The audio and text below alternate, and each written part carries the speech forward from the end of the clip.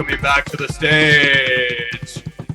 After his 2-week hiatus to mainland Europe, it's at Vikings Theorist. Thank you very much, especially for that drum roll. Great work there. Welcome in, everybody, to this week's episode of the Purple Fufu podcast. My name is Vikings Theorist at Vikings Theorist. I'm joined by Slime at PFF Vibes, Bryce at PFF Rager Season, and Boof at Based Federal. Fellas, good to be back. How are we doing? Doing well. We're good. We're glad to have you back. Maybe we won't go nuclear this time since you're here to tame everything. I didn't get a chance to listen to last week's episode, and I obviously didn't see the live episode. How'd that go? I think that last week's episode was pretty much fine. The live spaces episode was nuts. That was nuts. We had a decent amount of listeners, like not over the top or anything, but yeah, because I can't even remember what I think. Bryce accused Boof of being horny on the main, and then Boof, I saw the fallout on the timeline for sure. So hopefully we can get back to normal here tonight. It's okay. We made up our differences, and now everybody's just getting horny on the timeline. Yep. The new standard. Yeah, I think at least in terms of practicality, I think Boof probably won that case. Unfortunately, Bryce, but it gives you a license to be horny on the main as well. It does, and Boof tried to call me out, and I admitted to it already instead of trying to lie. So honest man. But I digress. Let's not reopen this can of worms. No, I will say though, I thought it was still a really good conversation though. Like it was still a really productive episode. People asked really good questions, and I thought we still got to talk some shop, which was great. Really appreciate everybody that popped in. Yeah, all those questions and just those viewers that we had. I think we had like 20 listeners throughout the whole night, which was like awesome, and people were actually wanting to just hear us talk. So it's nice to see that, and we loved all the questions we had. I think Ramia had a really good question, and Carson had some really good points last week too. So did Joe. Yeah, everybody that popped in had something cool to say, which was awesome. I think that we still, hopefully get a chance to do. Hopefully, you guys want to hear a couple more of those, but we're gonna have to get that cadence down a little bit for sure, just in terms of keeping the flow. But other than that, I thought it was pretty perfect. It's great. Love to hear it. Hopefully, I can be part of the next one. Please, we need you. Let's do it when I'm in town this time. The structure of the podcast, the backbone of it, the spine. Yeah, he's the foundation. He's the Ty Pennington. Is that his name? The Move That Bus guy?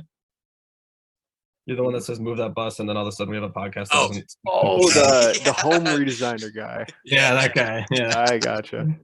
I was like, what is this guy talking about? Like, we have our Ty Pennington back, boys. That's what I'm talking about. There we go. Driver, move that bus. All right. So, hey, did we all get a chance to watch the game on Sunday then? Mostly asking Theorist. I landed at halftime, so I kind of got to see the end of the game, and I followed along third quarter a little bit here and there. I didn't watch too closely. I see that we won 24-16, and I'm happy about that, Kirk Cousins threw 2 touchdowns. Dalvin Cook got one as well. Sounds like we had a great offensive day, right, fellas? Not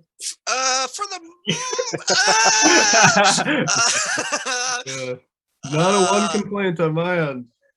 Not one complaint. We're 5-1, so I can't really complain about that. My favorite thing to do is every bad thing about a game as soon as we win it, and then just pretend like it never happened. Yeah.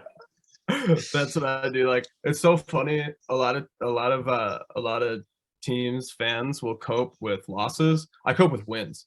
Like, losses are no problem. Like, I can take a loss with the best of them. I'm used to that. Just in football, life, just used to that. So it's the wins that freak me out, because I'm like, when's it going to crash and burn? You know what I mean? Why is it going to crash and burn? So I've decided that if I think too hard about it, it drives me insane. It's like, all work, no play makes Slime a very, very dull, crazy motherfucker. And so I've chosen ignorance. We're 5-1. And as far as I'm concerned, we play well. So, fuck it. Yeah. I mean, The only thing I didn't like was that we kept trying to feed Dalvin throughout the game, and like it didn't work until the second half when he had that super long 53-yard touchdown to like basically seal the game for us. But I kept asking like, why are we just running it up the middle? Because the Dolphins have a really good D line. I don't know why people thought their defense is mid. One of my best friends is a Dolphins fan, and like I watch Dolphins games with them all the time. When they're healthy, they have a really good team, and on their defense was mostly healthy this week. So yeah, their D line was just nasty to run against. But I'm glad Dalvin had that super long game-winning or that game-sealing touchdown. So Yeah, they got some dogs in that defensive line. Is Trey Flowers on the Dolphins? That's crazy. They got him, Christian Wilkins, Jalen Phillips. And Melvin Ingram too. Yeah, Like he's true. not as good as he once was, but I mean he's still a good like D end. So they added Ingram and Flowers both like really late too, didn't they? yeah. I can't believe those guys were sitting around so long. Like I know they were looking for the right deal, but then they take those deals and you're like, well, kind of surprised nobody bucked up more than that. Yeah, I never heard that Trey Flowers got signed anywhere. I thought he didn't. I thought he was one of those like anomalies that was just a really good player that wasn't going to go anywhere, like a JC Treader. But I guess he's retired now or something. I don't know. I kind of thought that was going to be the route that Trey Flowers went. He got a Super Bowl with New England, right? Yeah, at some point he must have. Yeah, something like that. He was so bad for the Lions. Everybody. All those Matt Patricia years, everybody was so bad for him. I mean, even now, Aiden Hutchinson looks like a bust. Oh, did I say that out loud? Whoops. We've been calling it. PFF plan. He sucks. Yep. Right. He had the most fraudulent 3-sack half of all time, and then he hasn't done a single thing since. Hey, yep. They were all cleanup sacks. He was like completely unblocked. And then I watched Kayvon Thibodeau just like tear it up for the Giants. I'm like, man, you guys really fucked that one up. Or Trevon Walker. I mean, I guess he was number one, but like Jordan Davis though for the Eagles too fell to 12. That's true. Yeah, dude. Jordan Davis is a dog. I don't care what anybody says. He's a dog. And they also got Nakobe Dean, right? Yeah. Or whatever. Mhm. Yeah. He hasn't played a single snap though so far this year, which I think is really interesting. Well, it's because he has a pec wow. tear. He didn't want to have surgery, so he's letting it. And they have a pretty good linebacker core as it is, right? Yeah. But their whole team's good. Yeah. So, I mean, with that, I guess like defense, I thought our defense for the most part played really well after the first couple of drives, which is, don't remember who brought it up on Twitter, but somebody said after the first couple of drives is usually when defensive coordinators adjust. And like, there was no way we were going to slow down Tyreek Hill. Obviously that wasn't going to happen, but holding him, like granted, he still had like 170 yards on us, but no touchdowns. He didn't burn us for a touchdown, which like to me, that's a win because he burns everybody for a touchdown. I was worried that Skylar Thompson was going to light us up, but then once he got hurt, I was like, there's no way Teddy's going to win this game for us, or there's no way that Teddy's going to win the game for the Dolphins. Like absolutely no way he would do anything to help the Dolphins win. And sure enough, he helped the Vikings win. Yeah, 2 interceptions, not a great look. Was Skylar Thompson looking good? It sounded like he was giving us fits a little bit there. Yes, he looked really good. Like he's a mobile quarterback, and like he doesn't have that bad of an arm either. So anytime he would find an open receiver, he would just chuck it to him and they'd catch it. He had a 71.4 PFF grade, and that's a 7th-round rookie against, our whatever defense with, I think we're 11th in points per game allowed, even though we give up a ton of yards. So I don't like that. But I'm not saying that I'm happy he got hurt because I'm not. I hope he heals up fast. I want him to come back. I like the Dolphins a lot. If Tua goes down again, I would love to see Skylar Thompson run the table. However, if he had beaten us this week, I would have to eat so much crow because I talked so much shit about Skylar Thompson in that live space. And I'm pretty sure I have that recorded somewhere too. I was like, Skylar Thompson fucking sucks. If we lose to Skylar Thompson, then we can talk about how this defense is shit and we need to revamp and whatever. It's like, seriously, we're not contenders if we lose to Skylar Thompson. He goes out there and like the first couple of drives looks like fucking electric, like fucking Tom Brady. Looks great. And I was like shitting myself. So now I would love to eat that crow as far down the road as possible. I want to keep pushing that, that barrel off to the side so people forget about it and I don't have to worry about it. So really hope he comes back. I really hope he comes back soon. Not at all happy he's hurt. However, very good for my takes. Yeah, 7 for 13, 89 yards. Looks like a pretty lackluster quarterback as far as I can tell. That's what I'm saying. You got it. Bit of a spoiler for later in the episode. I will be announcing my new Twitter handle. And unfortunately, there is a character limit. Otherwise, I think PFF box score watcher would be quite a hit for me. That was awesome. Who suggested that? I don't even know who suggested that. That was funny. I don't know. I still think you should go with Reverend Brody's PFF titties. Like that's. I don't know about that one. We'll see. Theorist is our level-headed host, Bryce. Yeah, that's true. I don't know. I feel like he's gonna get wild at the Cardinals game. Just a feeling. I'm gonna hear him scream. We're gonna hear him scream. Oh my God. I have season tickets. A little bit of a spoiler. So I go to every home game, and I think first episode, it was post Packer game. Was it? My voice is like 3 octaves deeper. And that was on Thursday, like 3 days after the game. I couldn't speak in my work meetings for 2 days after that game. I like to yell at those games. Good. Let's go. Let's hear us from the nosebleeds. Dude, yeah. The nosebleeds are going to go crazy.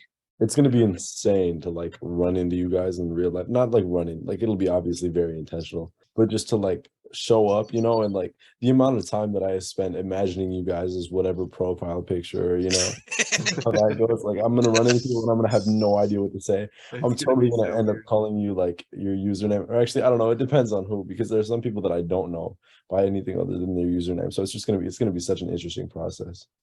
Yeah, I'm stoked. I can't wait. It's gonna be so weird, dude. It's gonna be so great. And the crazy thing is, it seems like everybody on Twitter is going to that game. I know. But I'm stating this right now. We planned this. Slimeball and Boof and I planned this like two or 3 months ago.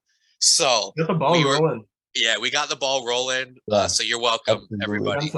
I'm excited for that. I think Cardinals are playing like ass. We're going to be coming out of the bye week, and the new Modern Warfare is coming out, which means Kyler Murray is going to be up till 5 a.m.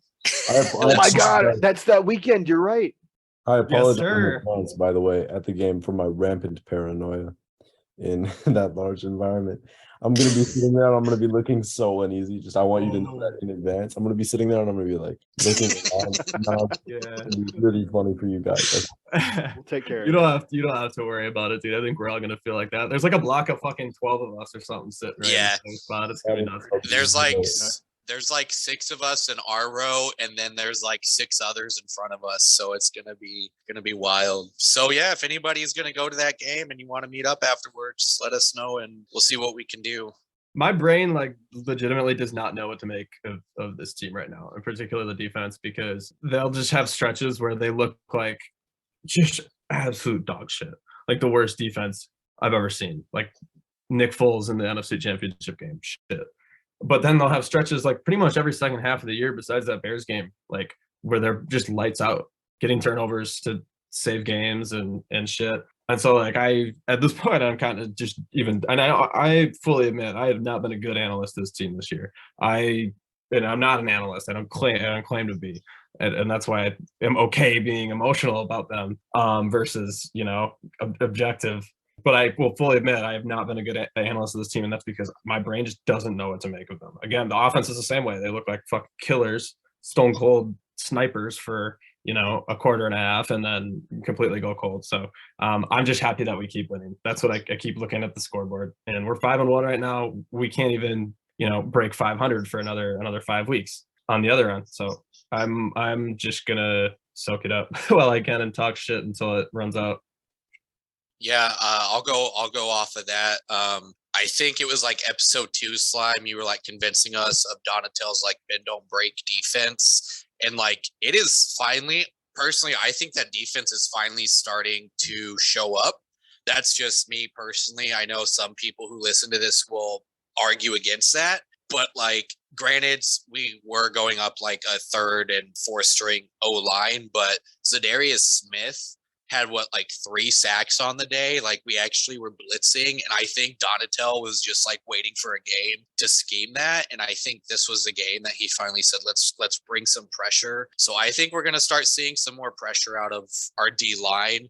But also, I just wanted to chime in because I saw a whole bunch of people on the timeline this week all shocked about Donatel's blitzes and how different some of the scheming looks. And I just wanted to say, I've been saying for the last 5 weeks that we don't want to put too much complexity on tape this early in the season. So just relax, sit on your hands. It's coming around. Take it away. Yeah, no, I would agree with that. And like, can we talk? I'm sure somebody might bring him up later, but Pat P played out of his freaking mind this weekend. He had a very veteran play when Teddy threw that final interception where like Teddy thought he was like going upfield, but then Pat P read that Teddy was throwing to that downfield receiver, and Pat P, just came in and ball hawked it like he was back in his prime. We gave up 16 points, so our defense is still averaging less than 24 points a game, which is awesome. Dolphins game related. I love seeing the big days that a lot of our veterans had. And even looking back, you see, I don't remember, there was some play that I saw on the timeline where Harry was like motioning people around and he set Cam Bynum up in a really good place to stop a run. Like, he just knew what was coming, and it was just like, he like just did a little hand motion and Bynum ran up and stopped it. And it's really cool to see that, the veteran leadership, because, if you think about if we didn't have that, like, where would our defense be? Especially in this position where we're now out, like Lewis Cine is out for the year. I don't know. It was really cool to see the vets have big days. Yeah, I saw a crazy stat. I don't remember if I saw it today or yesterday, but our defense has played, their starters have 21 out of 22 starters have started every game this year. The only game that it wasn't was when Harry was out for the concussion protocol. But like, let's give a shout out to our strength and conditioning coordinators, because like, I remember every single year by week 5, we would have like either 5 or 6 injuries. And so whatever magic that Kevin O'Connell brought with him from LA, I'm all about it. So keep it up, guys. Like, bring that Super Bowl magic to us. Speaking of injuries and veteran presence, remember when Packer fans tried to convince us that Zadarius Smith was always injured and washed and sucked now? And then he put up that 11 pressure game. Yeah. He's like literally one of the best edge rushers in the league right now. They could sure use him coming off the edge right now. Holy smokes, they look bad. Yeah, it's Rashawn Gary and Jair Alexander, and that's about it. And you know what? I am here for the Packers' downfall. I don't even care. Like, Rodgers might be hurt for the next couple of weeks, apparently, so bring on the Jordan Love train, and let's just watch that organization spiral. I'm all about it, and I don't even care because of how much shit they've given to us over the past 2 decades. Like, fuck Green Bay. I ultimately hope they're just like dog shit for the next 20 years. I've been praying on it. People were calling for Rodgers to get benched for Jordan Love mid-game before he got hurt. So that's so awesome. Not great in Packerland. Nah, the grass is greener, brothers. I promise. Come on over the border. We got room. How funny would it be if he like retired or just completely left them? Like, what spot would that leave their organization in? His contract is still fully guaranteed, so they'd be in cap hell. I'm pretty sure last I looked was that his contract is guaranteed if he retires or he just gets traded or whatever. But yeah, they'd be in cap hell. And I, for one, again, am here for it. Good. Make the owners pay for it too. Yes. with those pieces of paper that I could wipe my ass with. Oh yeah. Make you an owner. Tell him. Painting them green. All right. Should we get into shithead of the week and run through this pretty quick so we can get to our very special, extremely special, honored, esteemed guest? Yeah. Let's do it. Who wants to start? I want to save mine for last. I can start. I want to just get mine out of the way.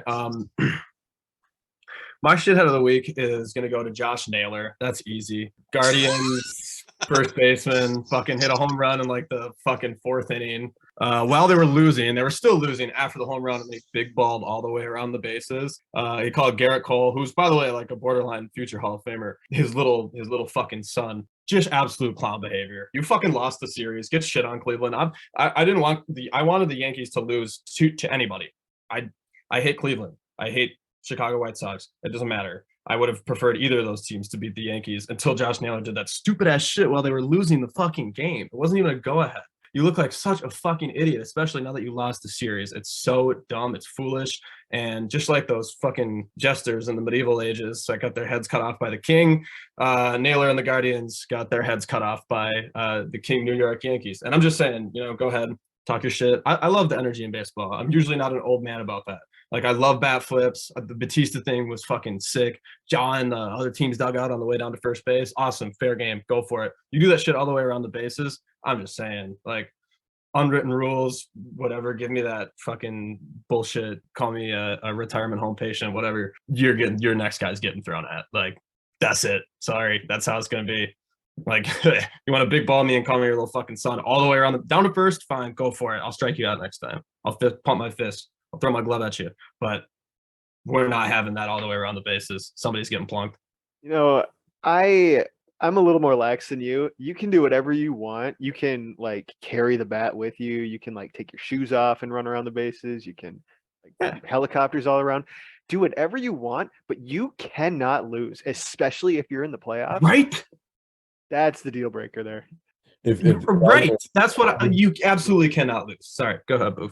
If I were in the position of any of the Yankees players, I would have immediately been rocking the baby as soon as it would have been unbelievable the amount of disrespect I would have been putting. I'm pretty sure they did that last night. No, they did it. They did it tonight after they closed out the Guardians. I think it was Gleyber Torres. He was on second base, just cradling the baby. One thing I will say is that Josh Naylor does seem like the type of guy that would think that's funny or like appreciate it. So it's not a Josh Naylor personal thing. It's just like, bruh, like, Alex, I mean, in football it's different. Football's a very high-strung sport, and like usually you can't even really go that far with the celebrations because it's such a lively environment anyway. But I don't know, maybe it is old man of me to say in baseball, dog, like, act like you've fucking been there before. How many home runs he hit this year? Fucking 30 home runs. Like, come on, dude. When you're losing, unreal. I want to see some Joey Bats, Rougned Odor beef next season between Naylor and Torres. That'd be pretty please. Oh, that'd be so awesome. Oh yeah, get him in the octagon.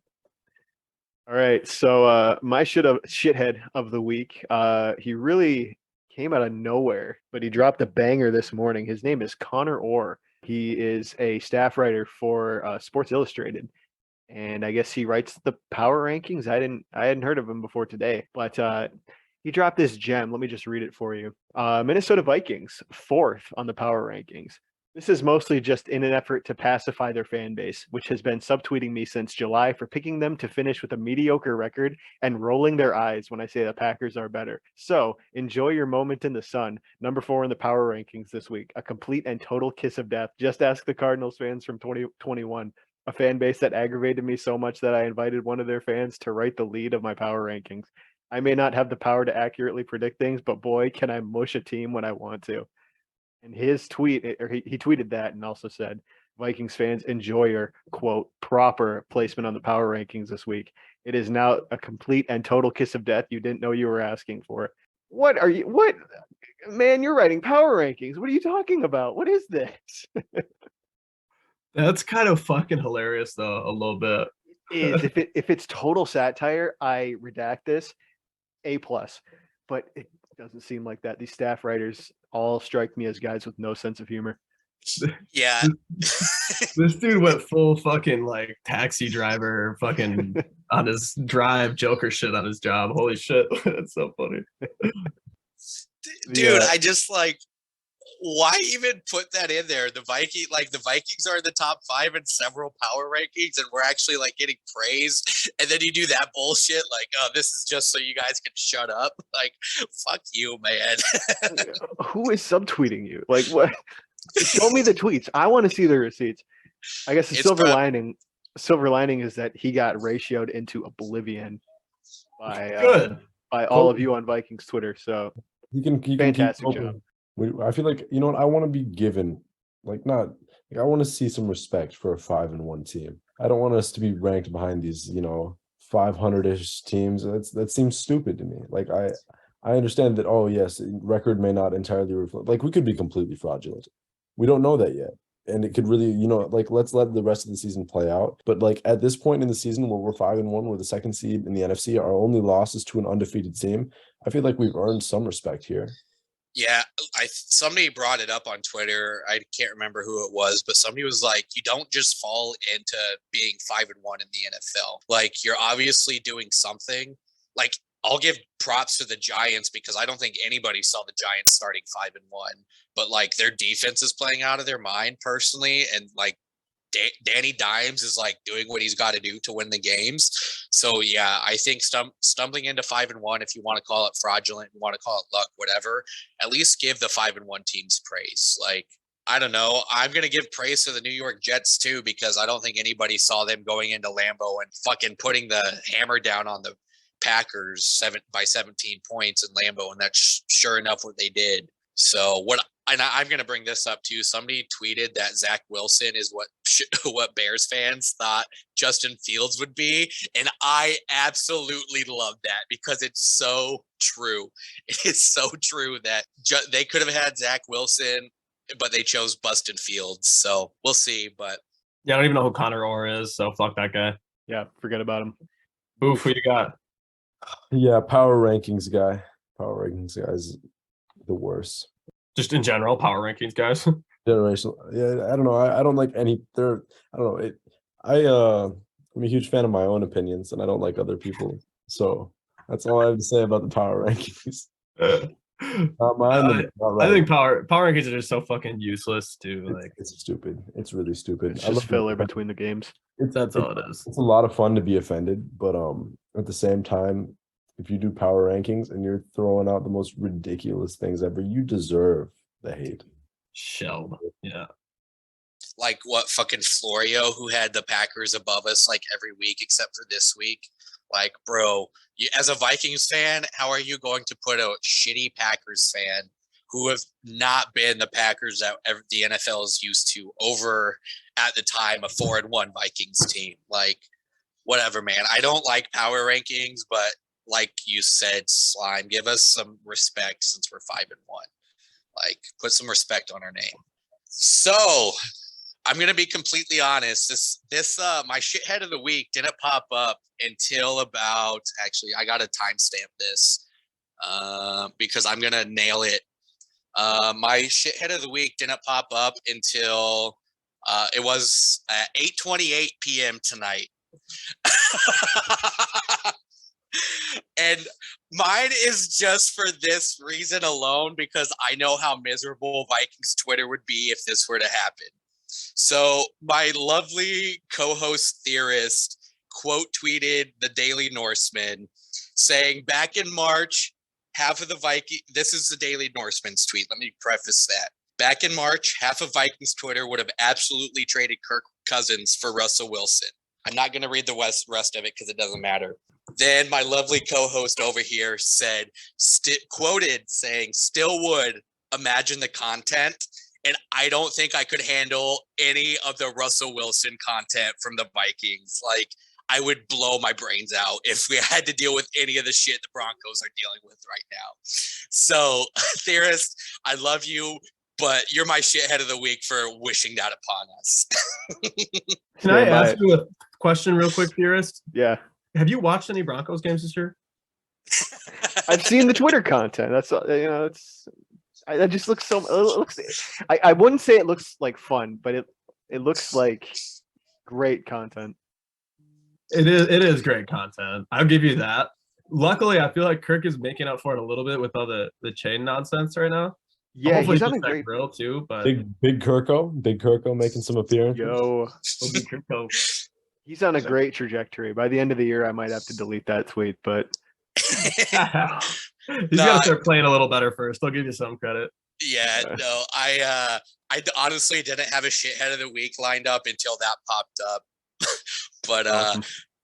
I mean, we're all going to be shithead of the week at least once on this episode. I don't think you've been anybody's shithead this year. So No, don't no, think so. he's been unscathed so far. I'm glad we were able to work him in there. all right. Slimeball, do you know if our esteemed guest is ready to join us? He is just about ready. Yeah, I'm texting him right now. We're gonna get him on here pretty soon. This is going to be incredible. This is going to be We're very excited about this. I can't believe he's coming on. This is so nuts. This is so Hey, Here he is. Welcome in. Welcome in. All Yummy, right. yummy, yum, yum. Wow. Yes.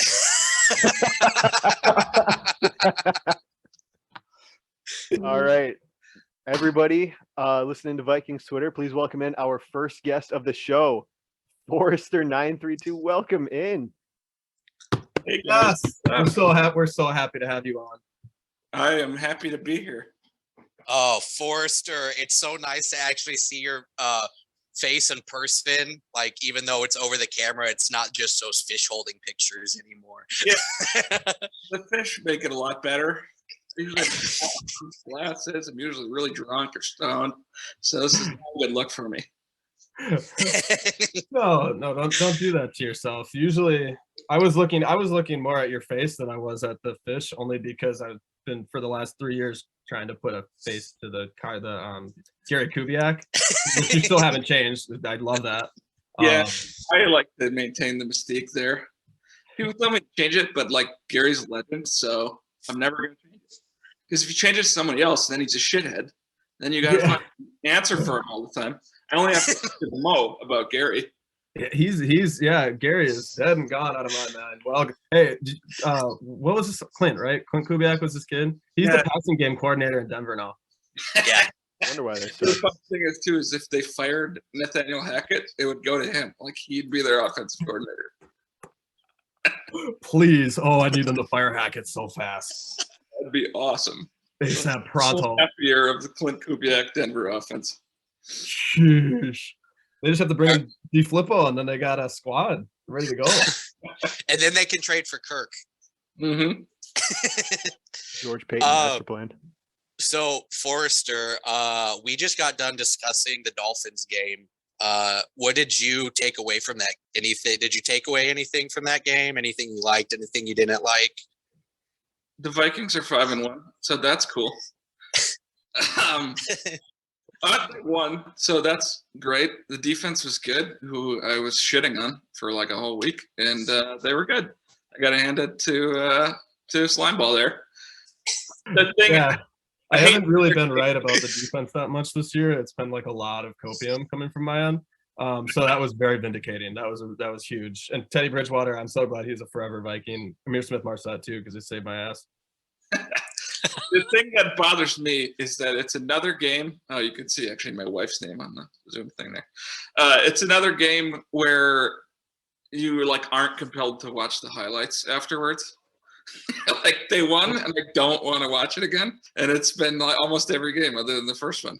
But it's funny. Like that's kind of how I felt about the Rams last year too, and they won the fucking Super Bowl. Like I hated watching the Rams even last year. There was a couple of cool cut plays, like whatever the Bucks, whatever, when they drove the field in like a fucking minute and Cup had that big 50. That was cool. But other than that, like I don't remember anything that they did that was really that interesting last year. So I don't know. Like I feel like maybe it's a good thing in the sense that we're just open all the time and we don't really have to make a lot of really cool plays, or we're just not making them, and that's a problem. yeah, it's tough because it's like before when it was boom or bust. Well, like with Gary Kubiak, it was all fucking bust with Clint. But when it was boom or bust, it was like, you know, a 40-yard play or a 50-yard bomb when it was Kevin Stefanski or Gary. Now it's like the good drives are 8, 10, 15, 25 yards at a time.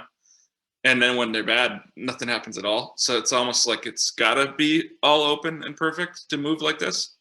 Because the explosive plays are not very frequent anymore. So that's maybe something to figure out at the bye. It's a good. I mean, they're 5-1, and it's like they haven't really figured anything out yet. So that's a good place to be, I guess, and with one way to look at it. Yeah, I'm really looking forward to seeing how the team clicks, with this extra time to put in. Also, it is wonderful to see you. This is such a fantastic thing to be able to do. I don't know. I'm a huge fan of this. I'm glad that we're having you on. Yeah, I'm really glad to see you, Boof. my wife was like, "So you're going on a Vikings podcast?" I was like, "Yeah." What's it called? Purple Fufu. Yeah, you honestly didn't even have to tell her. You're going on a podcast with people named Slimeball and Boof. I was like, "Yeah, well, Boof's innocent. He's only like 17." Whoa, Literal child named Boof. Boof is not innocent. Boof is the furthest thing from innocent. Hey, whoa. He's Allegedly. The most Allegedly. scandalous member of the podcast. Allegedly. I was You not. have admitted to it on. Okay, we're not getting into this again. All right. Multiple times. So, Forester, I had a question for you. So what's your social security number? Just curious. You don't have. Oh, you don't have one. No comment. No comment. Oh, he doesn't have one. All right, I won't tell anybody. I'm not a narc. I won't tell anybody. All right. I'll ask my question. Can you tell us your top 3 favorite trees? We're all dying to know. Favorite trees? Yeah, your top 3. Really putting me on a spot. One's got to be red pine. Red pine's just a good tree. It's all around. State tree in Minnesota. Lives a long time. Grows big. Good lumber. It's just a good tree. California redwood, the tallest tree. It's pretty sweet. I went and saw them. They're fun. Good tree. Black spruce. It's just, it grows in the shit. Just acidic swamp garbage. It's a great tree. It'll just takes a licking and keeps on ticking. So there you go. I would like to know that I'm never going to forgive you for implying that I suffer from erectile dysfunction under my stupid little tree joke that I made in whatever comment section. Oh, fuck. I don't even remember the context of that. But oh, yeah. Well, you said conifers. They're a softwood. That's just how it goes. I'm sorry. I had to make it's there. I had to take it. Also, I now that Boof brings that up, I'm not going to forgive you for saying you would be me with a fucking baseball when you were trying to direct it to slime ball. Well, okay, that's your guys' fault because you need to pick one profile picture like Gary Kubiak, and then it's just you forever. Well, now you guys are both purple, and I'm old, and I'm fucked up. Okay. How old are you? I forgot. Like 29, right? Dead on. Yep, 29. Fantastic. How did you know that? Just off rip. I've called them old before. It's also literally my name is the year that I was born. Oh, duh. Yeah, I never even put that together. I don't think I did that. I assumed his username was actually no, I think I did realize the year part of it, but I thought you were just a Subaru driver or something. I thought that was what that was about. Yeah, that's fair. No one really knows what a Forester does. It's fine. Is it for sure Subaru? Or is that still ambiguous here? I did drive a Subaru Forester at one point in time too, though. So it kind of works there. That's interesting for you to say that. The Subaru Forester had no influence on your name, Forester93, because I don't know. You haven't really given any insight as to what a Forester is or what it does. Not gonna do that. I count trees. It's really fucking boring, and it's yeah. I gave you my favorite trees. I drove a Subaru Forester before I became a Forester, so maybe it like subconsciously actually did influence that. So who knows? Influence the career choice.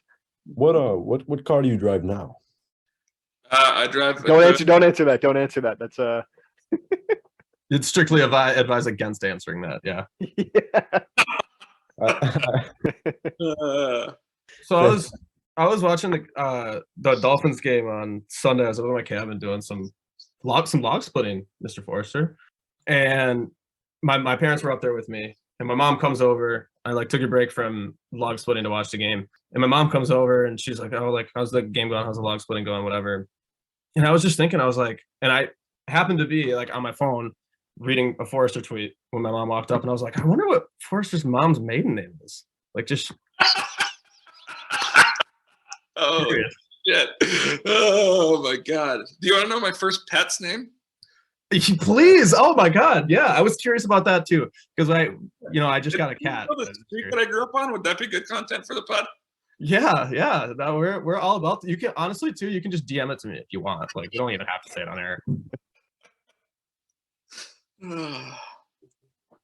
I was going to say, speaking of riveting content, I kind of wanted to get your in-person thoughts on Cameron Dantzler. I know you guys have a bit of history. He is a sunny fishing bitch, and every time he makes a good play, it pisses me off because I need to hate him, and then he does something cool, and I'm like, what the fuck? He gets hurt, and then like, God bless Caleb Evans, but he comes in and he gets picked on, and I'm like, no, you need to do amazing. I need that fucker to get out of here. I need him to be horrible. I need every play to be a disaster, and every time he gets picked apart, I'm like, that's not good, but it's fucking awesome that you're failing because you blocked me for nothing, Cam. What was it for? Because I called you cute, okay? It was a compliment. You love sunny fishing, and that's precious and beautiful. And you blocked me over it, and that's a bunch of bullshit. And I hope every second that you fail. Can I make a request of you, Forester, real quick? Go ahead. Can you explain this one? Like, I just want to know the thought process. And I'm not actually hating. Like, I swear. Like, I know I swear it's never legitimate hate. But I wanna hear about this one. I want to hear about this one. For those of you listening at home, Boof has linked a tweet from Forester. Oh shit! I'm like totally a fucking technology noob. How am I supposed to see this? Should be a button at the bottom of your phone or laptop that says chat. If you click on that. Okay. What do we have? Son of a bitch! What do we have here? It's just good content. You apologize for it. It's understandable. Okay. You know what? I have nothing. I can't help you. Boof, do you want to explain what tweet it was that you linked? Absolutely. Hold on. I can't get back to the fucking. I'm such a child. I found the tweet and now I can't find the freaking Zoom. So the tweet in question from our good friend Mr. Forester, who is so kind to come on this podcast tonight, not knowing what he was getting himself into, tweeted a picture of a hamburger bun with this interesting hole in the middle, with the caption, "A hamburger bunissi got me acting up." And then the reply very promptly underneath that tweet was at 10:47 a.m. on October 16th. And then the follow-up tweet was also at 10:47 on October 16th that said, "I'm so sorry." What are you sorry for, Forrester? That was some hot hamburgussy. Honest to God, I see that shit on the internet all the time, like goofy looking shit that looks like a dick or a butthole or whatever. And then I found one in real life and I was just so excited about it that I had to post it. And then I posted a horrible caption that was awful. And I'm not really sorry for it. I'm not ever really sorry for anything that I tweet. But yeah, that's it. Was it worth the 35 likes? Is my question. Fuck yeah.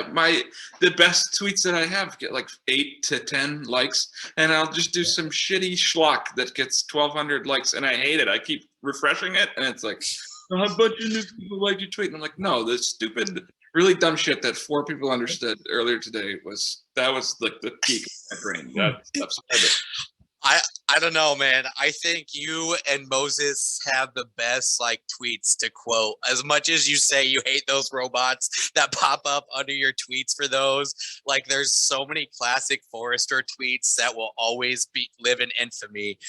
Like the bastard one, just great. I don't know. There's something about the way you tweet is just like chef's kiss, like top of the chart.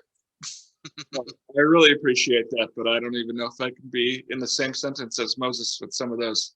Are incredible. Every time he tweets, I expect him to get canceled, and there's going to be a Vikings Wolves 3 times, and I hope he just keeps coming back because they're amazing. Forrester, I love everything about your account, like the weird mixture of like just some of the most random things I've ever heard, some of the craziest thoughts that you're probably like sleep deprived and like just been a long day and you're like, this is a heater, and I love it every single time. The random the mixing of nature into it, everything that you have going on. Like I don't even know. I could not count how many times I've been sitting somewhere where I've been in a serious situation and I've started laughing because I've seen something that you've said.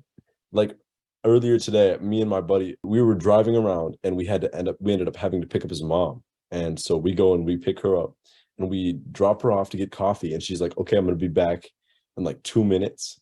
And we drove away. We completely forgot her there. So and then she called us like 5 minutes later and we had to drive back. But so she gets back into the car. She's mad. I'm in the back seat and I'm sitting there listening to her yell at my buddy. So I'm like, okay, I'm just going to pull up Twitter, see what's going on here. And I saw some, and I don't know what put it. It was from so long ago. It was some really old tweet of yours got like put on my timeline again. And I just started dying in the back seat. And she was like yelling at my buddy. And she was like, what is wrong with you? Like it's just, I don't even know. I don't know how to, there's so much more context. It's a really bad day for her. We forgot her at her coffee shop. And I'm just laughing in the back seat uncontrollably as she's yelling at her son. And it was the funniest thing I've ever seen in my entire life. I'm genuinely serious that I'm glad that I can make you guys laugh, and I'm glad that you guys are in my life to make me laugh. We appreciate you. That's awesome. That's awesome, man. Thank you. Yeah, It's funny, once I got that Forester like follow back way back in the day, I was like, I made it. I've told that story many times on Twitter about like seeing Forester a bunch on Reddit and being like, this guy like actually has a like Reddit is I struggle with Reddit. It is really hard to keep my head above water there. But then I saw you on Twitter later, and and then it worked out. This comes full circle. It's funny too because I pretty much every time that we get in a disagreement on Twitter and I get ratioed, that's usually when I know that I'm in the wrong. Every time you interact with me, I've said this before, but anytime a Forester comments on anything of mine, it's 35 likes straight to the head. Like there's nothing I can do about it, and it's absurd. I don't understand it. It shouldn't be an indication to you because it just happens anyway. I don't know. I have too many followers. I'm too chronically online, so it doesn't mean that my comment was better. Half my comments are shit. It's just stream of conscious garbage most of the time. Yeah. But I think that for the most part, like you're pretty. I frequently find I change opinions very quickly anyway, but I frequently find myself like I've come around on the Jalen Naylor thing a little bit. I still picked up my shithead of the week only because I had to, but we live and learn when we get ratioed by Forester. Wait, the what thing? The Jalen Naylor thing, the big balls around first base thing. I think you meant Jalen Naylor's the dude on the No, bike. Jalen Naylor's a wide receiver. Oh shit, what's that dude? Josh Naylor. Josh Naylor. Yeah, Josh. I think I might have called him Jalen Naylor like the entire shit of the week section. Jalen Naylor too, I guess. I don't know. Has he fumbled or something? Don't fumble. Not enough impact. No, he did have that. I don't remember which game it was, but when punt god Ryan Wright had that fake punt, Jalen Naylor was the one who caught it. That's right. So how about the punt god? Do we love the punt god or what? I love the punt god. I'm still waiting for him to get back to me about that food eating contest. I think I'm gonna message him on Twitter and be like, listen to this section of episode 2 of Purple Fufu, and like you'll find out why I'm contacting you. But no, punt god was phenomenal on Sunday. He had like a 73-yard punt. When was the last time we had a good punter? Punting doesn't really ever register to me at all unless it's a game with 11 3-and-outs and they're punting all day long. And he was awesome. He was fucking sweet. Yeah, that's how they scripted it. Field position game, baby. That's how Tyreek Hill can receive for 177 yards and not kill us. No touchdowns. Yeah, he had 170 yards, and I don't think I remember one catch that he had.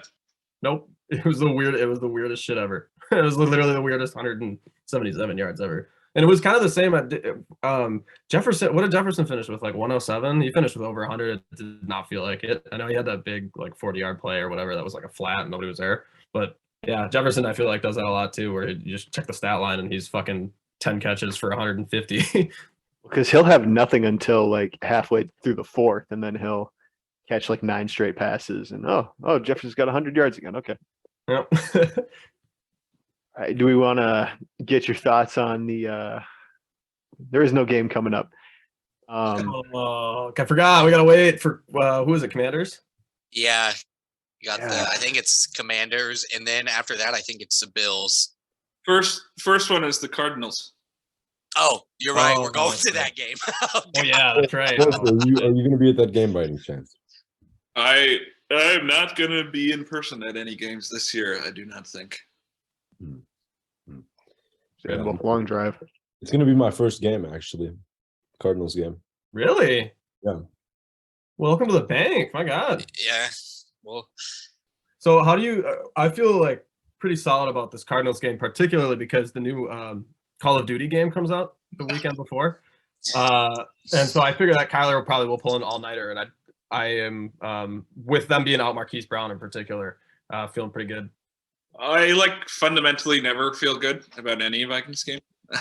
Well, Kyler, he's a little fucking twerp, and he sucks ass half the time. But then he can go and be amazing for any stretch of time too. So who knows? But their whole team is so funny. They have a million receivers that are 19 pounds. I did it today. Conceptually, it's so funny that they have a quarterback who can't see over the offensive lineman, and then they got a wide receiver in the second round shorter than Danny DeVito. How is that going to work? And it doesn't. And I just hate it altogether. There's so many teams that draft a guy in the second round who's, he's smaller than Rob Schneider, and they expect him to go out on the field and be better than all these people that he's way smaller than, and he sucks every time. Tutu Atwell, he's legitimately 140 pounds. He's Bigger. Less than 2 Ralphs. That's how much he weighs, and they want him to play in the NFL. He fucking sucks. Yeah, they got a little flag football deal going on over there. So that brings me to my question then. How do you feel about JJ's stature? Because he's kind of built the same way. Yeah. Well, I mean, I have to that fucks me up. He's at least 6 feet tall. And okay. And the combine he was 200, which I don't think is real. He's 190, like Diggs. But you gotta be at least 5'11", and you gotta be at least 190 pounds. And then he defies physics too, because he can he plays way stronger than he looks like he should be. Yeah, he trucks over people, and anytime I see that, I'm like, how does he not break a bone or something? Because he reminds me of Kevin Durant in the NFL, just tiny as hell, but he still goes and balls out. I get worried watching him play with some of the stuff that he commits his body to. I just some of those passes over the middle that Kirk throws, I'm just waiting for him to get absolutely smacked, and I hate it. Yeah, most of my thing is a bit, but you have to. I do legitimately think that you have to have a certain amount of height and size too to be an every down player. I thought Rondell Moore looked really cool at Purdue, but it's you can't be a real every down player when you're that small. You're too short. Your catch radius is too small. Just put him in the Debo role; he'll be fine. Yeah, everyone says that. No. That's not well. People okay. I know that everybody wants to love Jalen Reagor, and what he's been asked to do, he's been really good at. But they see him do the one play, and then they're like, you got to have him play running back. It's no, that's a whole different thing. He made one. That's way different than actually reading it and doing it. Well, Cordero did it. It took him 8 years. That's not no. Yeah, as much as I love Reagor, there's no way he could play as a running back role or a Debo role. Just get him 1 or 2 snaps every game, and even on the goal line, he's still they still gotta attack him. And he fucking was it Roquan Smith he juked on his touchdown. I was I would love to see more goal line Reagor, but his punt return was he had the fastest speed of this week with his punt return. So yeah, that's my boy. His straight line speed is good, and when he gets the ball, it's sweet. But I mean, it's we have real running backs. Why would you should only be doing this if your running back one is Mike Boone or something? You're better off having your real. You could have a guy like Dalvin Cook and go do receiver stuff, kind of. That's more. Everybody wants every player to get more touches, and there's just not that many plays in the game. You whinged all last year about how Justin Jefferson doesn't get 12 targets a game. And now he does. And it's well, you need to get Jalen Reagor out there more. It's well, you whined and whined about how the old staff didn't use the players right. You whined about the players that were coming in that they weren't using right, and every one of them got cut. So maybe that could make you rethink that they know what they're doing for the guys that they're putting on the field.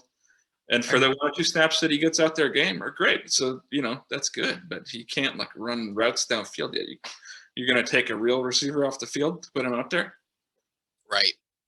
Yeah, I agree. However, my counterpoint is Jalen Reagor in the Trayvon Diggs role convert to slot corner. I would be all over that. How funny would that be? He might get burnt just as bad or worse than Trayvon Diggs, but I would love to see him take a couple snaps at defensive back. That would be amazing. Somebody out there in slot corner, I guess. There was that tweet that like Shannon Sullivan's killing it this year. I saw that too. Yeah. What are you watching? And then Shannon, yeah, dude, you saw that. You see me, and it's like only person speaking the truth is Mo Green. He's like, They hated him because he told the truth. Mo Green just like is an absolutely certified hater, and like I've decided to never get into any argument with him because I just know he'll roast the fuck out of me. So somebody was saying that that's Zimmer's like burner account or something, and I was like, how funny would that actually be if it was his burner account? I was making a pasta sauce, and then it was like just the canned tomatoes, so it was just like didn't look like much of anything. And he said it looked as mid as Kirk Cousins. And then it's like, you got me. And then later in the day, I posted when it had all like cooked, so it looked more like a sauce. And he's like, I'm not gonna lie, that looks good. And I'm like, getting a compliment from Mo means so much more because he hates everything ever. Forster, you know what? Actually, I do need to go fishing with you and Slime Ball. We need to go fishing. I have a fishing pole. It is a left-handed fishing pole. I'm not left-handed. You can switch the hands on most of them. I don't know how to do that. I'm like, okay, so this is a long story. The only people that I go fishing with are my uncles, like once a year, and we are all terrible at it, and we end up falling in the water like half the time, and it's ridiculous because I can't swim like at all. So I'm just standing in a life jacket in this tiny little boat, and it's the three of us, and then we're jostling each other around, and we end up pushing each other off the sides because like we're fighting for position. It's terrible. It's terrible. Well, you can borrow my fishing pole, and I'll put it on the right hand just for you. Thank you. You don't get a life vest though. Huh? You don't get a life vest though. No life vest. I'm just gonna be. If I fall off, I'm dead. That's how we're doing it. Yeah, you better hope I'm not there too. You're gonna try. Are you trying to kill me? Is this your? No, listen, I'm gonna save you. I'm gonna save you. I'm gonna push you and then save you, and then everybody will have to be on my for side. the hero credit of it. Yeah. You know And somehow what? gonna blackmail Forester into taking my side and confirming the story. This is he's gonna see you try and kill me and then save me and be like, yeah, this guy, he's helping Boof out. He's helping Boof out. You know what? It's this whole podcast thing that we do is so interesting. Putting like a face and a voice to like a Twitter username is so strange for me after like just imagining you as Gary Kubiak for like years now, because I've been active on Twitter, not like active on it. Like I didn't have an account for a long time, but I was active and I like saw a lot of your guys' posts. So like Forester, you were like whenever you started kind of around, I saw. So this is like how old is your account roughly? I think it was like the start of 2020 that I got. I was on like Slime said, I was on Reddit for several years, and then I made a Twitter account like 2.5 or 3 years ago. Yeah, that would make sense. That's kind of when I really started to get into football because I had nothing else to do. I guess, during whatever first lockdown time, like that time, I was like 15 or whatever at that point in time. If that makes you guys feel old, I hope it does. Wow, it does. Don't worry. Yeah, fucking. I'm 11 years older than you. Fucking, or at that. No, fuck. My math is wrong. I understand where I know where you're going with it. Yeah, I know where you're going with it. Forster, it's actually, you know what? I'm like, it's gonna. This is. I don't know how to say it in a way that's gonna come off as not like, oh yeah, I love you and your work and but I legitimately am a huge fan, and like this goes for everybody here. I'm a huge fan of what you guys do. It makes me laugh, makes me smile, makes me happy. You know what I'm saying? So like, keep it up. And like, I honestly just think you're all really good people, and it's a lot of fun. I agree. I feel like imposter syndrome because I don't really do anything. Like, because Slime makes really cool stuff. He makes like music videos and shit, and it's awesome. And so do you. So like, thank you. Seriously, I really appreciate that. Yeah, no, I'm the same way with Forester. All mine are just like shitty football and baseball takes, and like somehow I got popular off that, and like everybody on Vikings Twitter is putting me in like the GOAT like status on these fucking tier makers lists. I'm like, I don't even interact with you guys. Like, is it like, are we just getting traction off this podcast?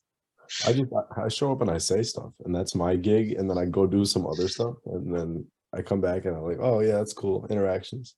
It feels so wrong too, because like I feel like I don't say or do anything that's particularly special, and so it's humbling to see that.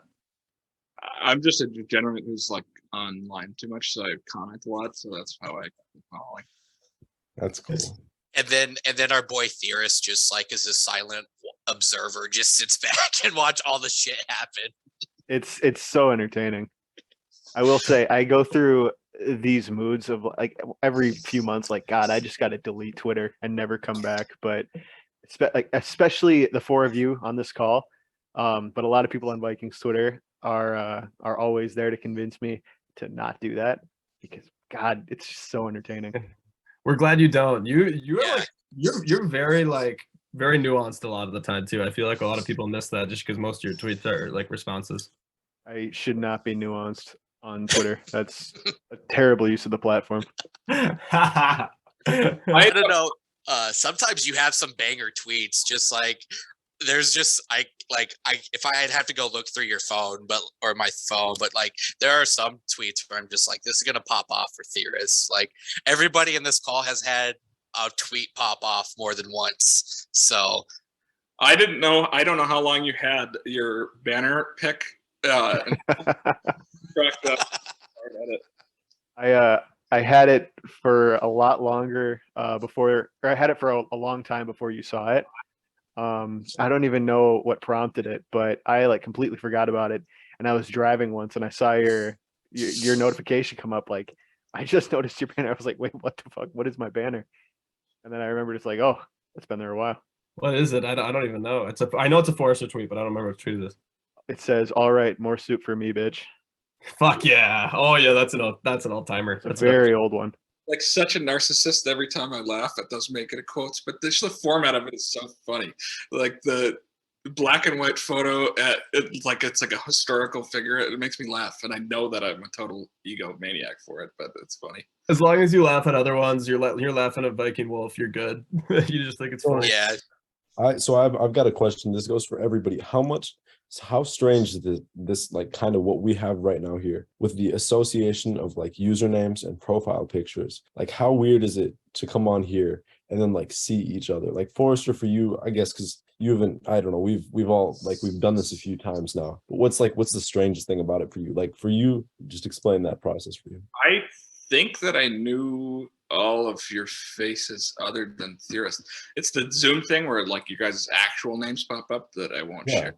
Guest format. That's always crazy to me. Oh wait, no, you get to know. Hold on, mine isn't. I don't think mine is. Here, you get to know mine. Oh, yours is still a secret. Yeah, here, there you are. Okay, yeah, I knew that too. I'm an idiot. I knew that. Yeah, you had a burner of your real name for. I did. Good 2 hours before it before it leaked. Unbelievable. Yeah. A lot of people on Vikings Twitter know my real name now. I'm glad that it's been. I don't know why, but I knew your name when you were on Reddit, and I didn't. I forgot to associate it. No way. Yeah, I frankly do not even remember what my Reddit handle is anymore. Yeah, I don't. Or was that you? You must have had a Twitter account at one point in time with that name. I'm fairly certain I followed you like way back before I had my burner on my regular account, which has now deactivated because regular Twitter sucks, dude.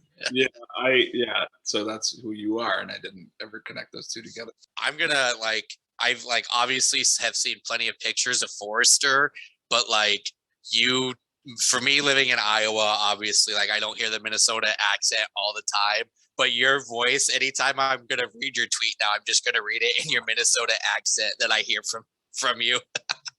Living up here is man, because I don't think it was that strong when I lived in the cities, and now I'm fucked.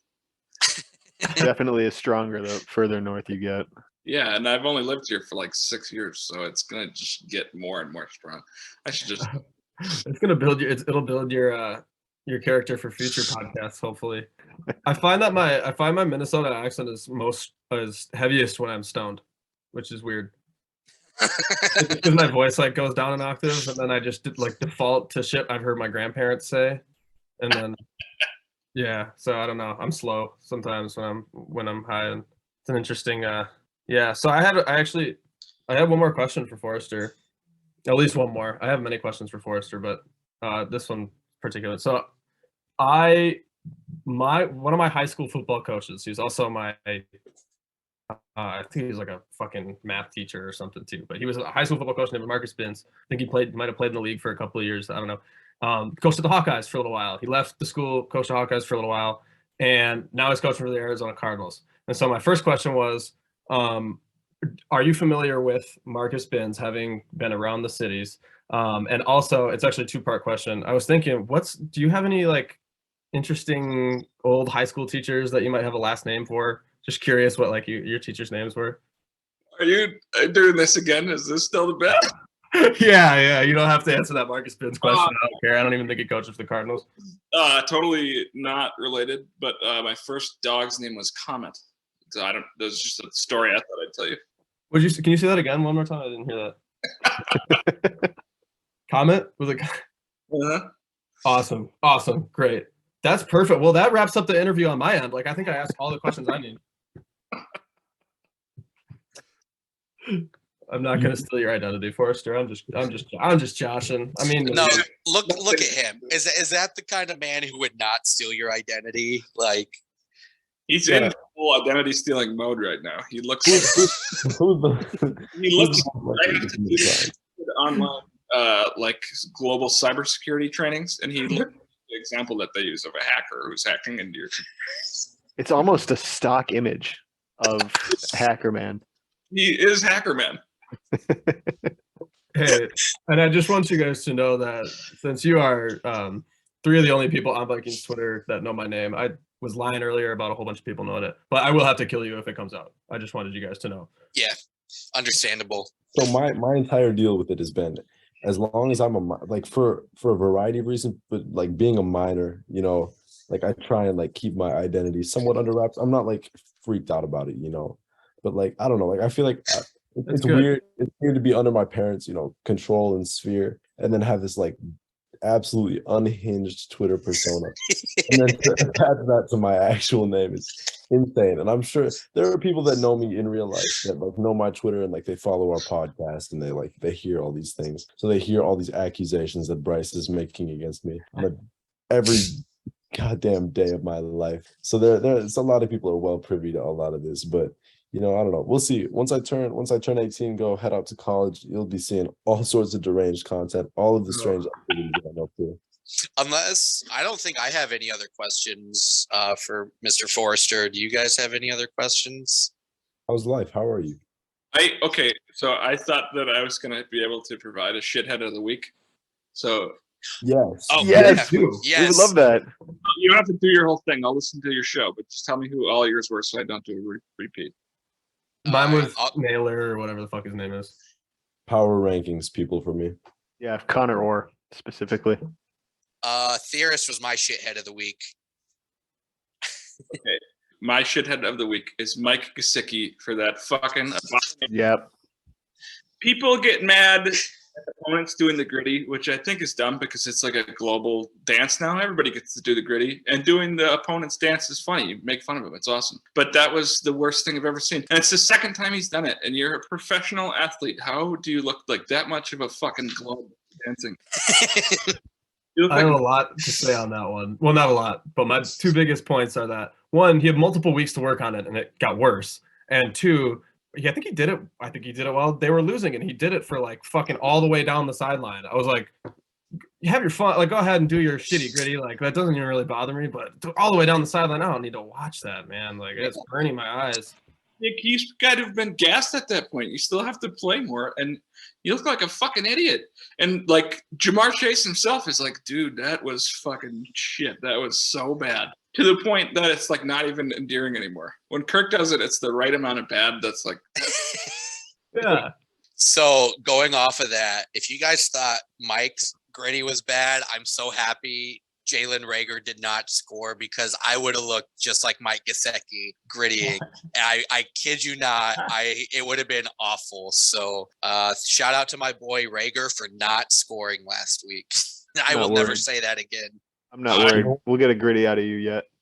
I have a question. I have a question here. Can we Forster, this is specifically for you because I just had this idea. Could I get a few clips of you hitting some dance moves so I can make an edit? No, absolutely.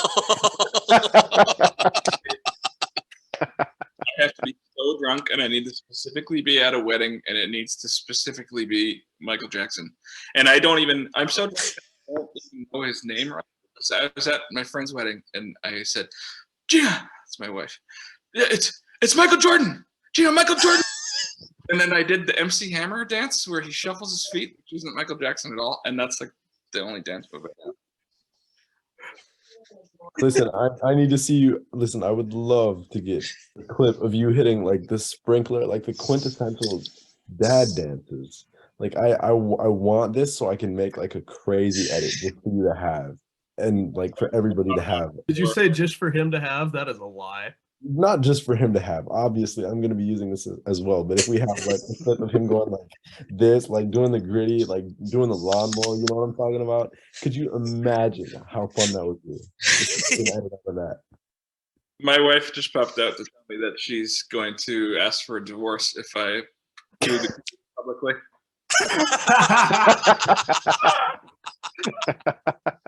But we tried to do it this weekend, and we are really bad. We are Gesicki bad, but I'm not a professional athlete, so I can make fun of him. I want him on Dancing with the Stars. I want redemption. Mike Gesicki redemption arc. My other one was going to be Peter Bukowski, because how I don't understand. I saw him, and there's this other guy named Bruce Irons. He's Packers FTW or something. And they're both saying that the Packers receivers aren't a problem. And I'm like, what are you watching? Are you serious? They're awful. The guy, a really good guy left, and now you're bad. Like, how are you not putting these two things together? Yeah, and like it's this. There's the Packers and Bears fans are still arguing about whose receiving core is worse, and that's just like the funniest argument in the world to me. Arguing about which position group is worse. Like I don't think I've ever had that argument before. Your wide receivers blow more ass than our wide receivers do. You did it. Good job, gang. We have Darnell Mooney as our wide receiver one. We're gonna get the Packers. We got the Packers by the balls, right where we want them. Well, they're like, look at the advanced numbers from Alan Lazard. It's like, well, you scored like 7 points against the Jets. So obviously, not that good. He's separating 4 times a game, and Rodgers is getting him the ball on those 4 times. That's great. Yeah. You got Romeo Dubes or whatever. It's like, cool. Rodgers hates him. You can tell that he doesn't think he's that good. Rodgers gonna retire by like the second half of the season, and I'm here for it. Yeah, well, retiring would actually be bad for us because I think they get out of all his money if he does that. So it's all guaranteed. I don't know if that counts though. If you elect to retire, either way. I mean, if they were really bad with Jordan Love, that also be really funny. Yeah. They were calling to bench Rodgers in favor of Jordan Love that game, so you never know. Well, somebody's got to hit their still elite receiving core. Yeah, he might look like Brett Huntley out there, guys. You never know. Could have a Matt Flynn. What if he's just really good? Game. Yeah, we don't want to entertain that idea. No, that's a good idea. Let's leave that one in the cosmos. Do we have anything else that we want to ask Forrester? Nah, just his blood type. Honest to God, I don't actually know it. I don't know my blood type either. You know yours, Bryce? What is that? I was asking Bryce if he knows his blood type. I don't know. Yeah, I'm A negative. Oh. I got so like my local blood center is always like texting me to donate blood because they're always in need of my blood. I'm like, nah, I'm good. I'm not. It's my blood. I would never donate blood because I know they feed it to the blood goblins. The blood go. I've got some crazy takes that you guys have never heard, and like you're gonna think I'm hallucinating things. Or I'm sure we'll hear some of them at the Cardinals games. Yeah, I'm actually chill with the blood goblins. You're gonna have to deal with my incredible amounts of paranoia. I've already told you, but it's gonna be you're gonna think I'm insane. Are the blood goblins gonna be at the game? They follow Boof around. We actually had to buy them tickets. It was really annoying when we were ordering. Well, Forester, thank you so much for being our first guest on Purple Fufu. We had a blast hanging out with you. So thanks for taking the time out of your crazy foresting life to be here with us today. I'm honored to be your first guest. That is awesome. I hope it keeps going. You guys are a great time. Thank you. Thank you. Thank you, I'm gonna Forrest. send you over. I'm gonna send you over a note, Doc. If you could just proofread that for me, real quick. I think that'd be awesome. But thank you. Jokes aside, seriously, thank you so much for your time. This has been a joy. This has been a blast. We will have to stay in touch for future podcasts. We have a big show or something. Have me on whenever you want. This was a fun time. Awesome. Absolutely. We're glad you enjoyed it. Let us know when you listen too. Yeah, whenever I always listen to my podcasts on Apple, so whenever they end up being on there. Perfect. We're gonna try to get it. We're still working through the whole like linking and all that shit because none of us really have that much experience, but we'll get it done. I'm also just a regular human being who just hates hearing what his actual voice sounds like. So if it makes you feel any better, your voice is like very mellow. Like you just it's a good calming presence, at least among the rest of our crazy asses. I actually, a lot of people say that they hate listening to their own voice. I don't mind mine. Yeah, because you have a great voice. Yeah, yeah. Of course you do. You sound like a 30-year-old man, dude. Yeah, you'd like be on the radio. You know what? Some lady consistently comes into where I work at and tells me that. Like every single time she manages to find me somehow, even if I'm like on break downstairs, and she'll like tell me, "Why aren't you on the radio yet?" And I'm like, "I'm 17. I do not have the credentials for this." I'm barely allowed to be here. Like, give me a couple of years. All right, see you guys. See you, Forester. Have a good night. Good night. All right, yeah. Thanks again to Forester. We're so excited to drop this, and we're so excited to have a bunch of guests on in the future. But with that, that wraps up this week's episode. Last but not least, I wanted to reveal my new handle as promised. We put out a couple of feelers. We had some really great suggestions. However, I saw one that I thought fit really well, and that wouldn't get me in trouble with my editor first and foremost. So without further ado, my new handle will be PFF Host. Hope you like it. I like that one. I voted for that. There were some great ones. PFF Titties, PFF Fart, PFF Arkansas is not real. That one's awesome. Those were great, but I believe Milograms came up with PFF Host. So great work there. Very straightforward. I love it. But yeah, with that wraps up the episode. Thanks for tuning in, everybody. Vikings theorist, formerly, now PFF host, PFF vibes, PFF regular season, base federal. Signing off. Have a good night.